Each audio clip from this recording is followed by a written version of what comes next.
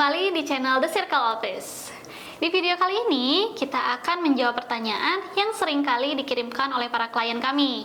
Pertanyaannya adalah, apakah orang yang berhubungan keluarga, misalnya antara orang tua dan anak, boleh mendirikan PT bersama-sama? Atau apakah suami dan istri bisa membangun PT bersama-sama? Nah, kita akan bahas tuntas soal ini dalam video kali ini. Jadi, sebelum kita masuk lebih jauh, kita akan bahas dulu apa itu PT atau perseroan terbatas.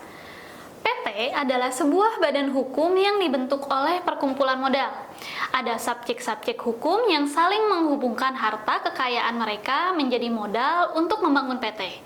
Jadi, PT itu merupakan sebuah entitas hukum yang terpisah dari orang-orang yang mendirikannya.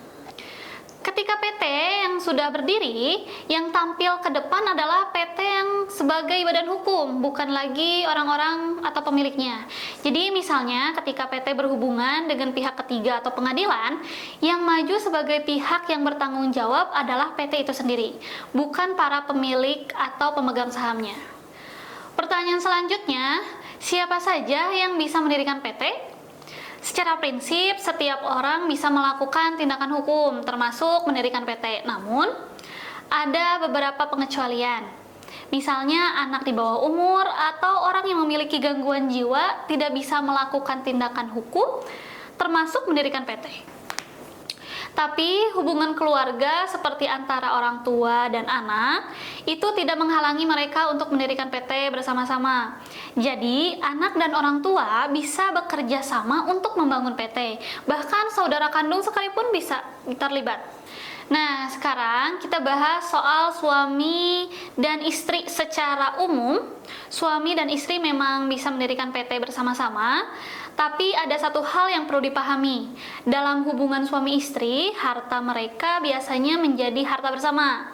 Artinya, ketika suami dan istri bergabung untuk mendirikan PT, harta kekayaan mereka akan dianggap sebagai satu kesatuan, bukan terpisah.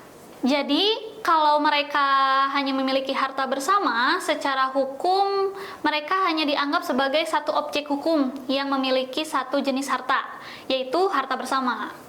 Tapi ada pengecualian jika mereka membuat perjanjian perkawinan yang memisahkan harta masing-masing. Jadi, karena suami istri hartanya bercampur dan menjadi harta bersama, maka masing-masing dianggap memiliki kekayaan sendiri. Dalam hal ini, mereka bisa berperan sebagai dua subjek hukum yang terpisah dan bisa mendirikan PT bersama-sama. Misalnya, kita pernah menangani sebuah pengusaha keluarga di mana sang ayah yang merintis usaha ternak dan anaknya terlibat untuk membantu mengembangkan usaha tersebut. Seiring waktu, mereka mendirikan PT di mana anak menjadi direktur dan orang tua menjadi komisaris. Setelah itu, istri dan sang anak bergabung sebagai pemegang saham karena ada perjanjian perkawinan yang memisahkan harta mereka. Perusahaan tersebut terus berkembang dan akhirnya anggota keluarga lainnya seperti keponakan dan istri dari cucu juga ikut masuk sebagai pemegang saham. Jadi hubungan ini hubungan keluarga yang tidak menghalangi mereka untuk membangun PT bersama-sama. Jadi pada prinsipnya hubungan kekerabatan keluarga tidak menghalangi orang untuk mendirikan PT bersama-sama. Namun, penting untuk diingat, kalau suami dan istri ingin mendirikan PT, harus ada pemisahan harta melalui perjanjian perkawinan. Dengan demikian, mereka bisa berperan sebagai dua subjek hukum yang terpisah. Semoga penjelasan ini cukup jelas dan membantu menjawab pertanyaan yang sering diajukan oleh kalian semua. Kalau ada pertanyaan lainnya, jangan ragu untuk ditulis di kolom komentar.